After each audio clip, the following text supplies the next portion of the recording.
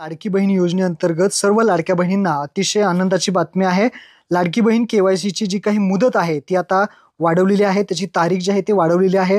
काय तारीख वाढवलेली आहे ते आपण त्यांची सूचना जी आहे ते सरकारने सूचना दिलेली आहे ते पाहूयात। तसेच पती वडील ज्यांना नाही आहेत त्यांच्यासाठी सूचना दिलेली आहेत। काय महत्त्वपूर्ण आनंदाची बातमी आहे ते या व्हिडिओमध्ये समजून घेऊयात। तर लाडक्या बहिणींनो, तुम्ही इथे पाहू शकता महिला व बालविकास मंत्री आदित्य तटकरे यांनी इथे महत्त्वपूर्ण माहिती ट्विट करून सांगितली आहे। काय सांगितलंय तर मुख्यमंत्री माझी लाडकी बहीण योजना ई-केवायसी साठी मुदतवाढ।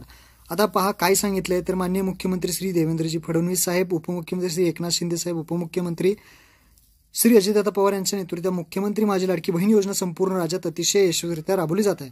याबाबत दिनांक 18 नोव्हेंबर 2025 पूर्वी केवायसी करण्यास सांगितलं होतं अशा सूचना देण्यात आल्या होत्या। म्हणजे 18 नोव्हेंबर ही तारीख देण्यात आली होती, परंतु आता याची जी काही मुदतवाढ आहे ती करण्यात आलेली आहे। आता काय सांगितले ते पहा। गेल्या काही दिवसापासून आपल्या राज्यात आलेल्या नैसर्गिक आपत्ती आणि इतर अडचणींमुळे मुख्यमंत्री माझी लाडकी बहीण योजनेतील अनेक पात्र भगिनींना ई-केवायसी प्रक्रिया वेळेत पूर्ण करता आली नाही, याची मला पूर्ण कल्पना आहे। या अडचणींची गांभीर्याने नोंद घेऊन राज्य सरकारने एक अत्यंत महत्त्वपूर्ण निर्णय घेतलेला आहे।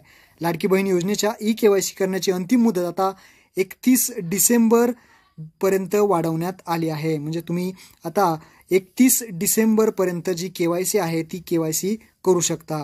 31 डिसेंबर पर्यंत निवांत आता तुम्ही सगळ्यांनी लाडक्या बहिणींनी आपली केवायसी पूर्ण करायची आहे। तसेच पहा, ज्या लाभार्थ्यांनी महिलांनी स्वतःचे ई-केवायसी करायची व पती अथवा वडील यांचे अधिकृत मृत्यू प्रमाणपत्र व घटस्फोट प्रमाणपत्र किंवा मान्य न्यायालयाचे आदेश यांची सत्यप्रत संबंधित जिल्ह्यातील महिला व बाल विकास अधिकाऱ्यांकडे जमा करायला सांगितलं आहे। म्हणजे ज्या काही लाडक्या बहिणी आहेत, पहा, ज्या पात्र लाभार्थी आहेत, ज्या महिलांचे वडील नाही आहेत किंवा पती हयात नाही आहेत किंवा घटस्फोट झालेला आहे, त्या लाभार्थी महिलांनी स्वतःचे ई-केवायसी करावे व त्यांनी पती अथवा वडील यांचे अधिकृत मृत्यू प्रमाणपत्र व घटस्फोट प्रमाणपत्र किंवा मान्य न्यायालयाचे आदेश यांची सत्यप्रत संबंधित जिल्ह्यातील महिला व बालविकास अधिकारी आहेत त्यांच्याकडे जमा करायला सांगितलं आहे। तसेच पोस्टर सुद्धा त्यांनी एक रिलीज केलेला आहे। या पोस्टरमध्ये सुद्धा त्यांनी महत्त्वपूर्ण माहिती दिली की अंतिम मुदत आता 31 डिसेंबर आहे। योजनेचा लाभ अखंड सुरू ठेवण्यासाठी सर्व पात्र भगिनींनी केवायसी करा। आणि ज्या महिला इथे पहा, ज्या महिला जसं की इथे पहा विधवा आहेत, म्हणजेच ज्यांना विधवा आहेत, एकल महिला आहे, घटस्फोटित आहेत महिला, तसेच ज्या महिलांचे वडील नाही आहेत, पती नाही आहेत, अशा महिलांसाठी आवश्यक ते बदल करण्यात आलेलं आहे।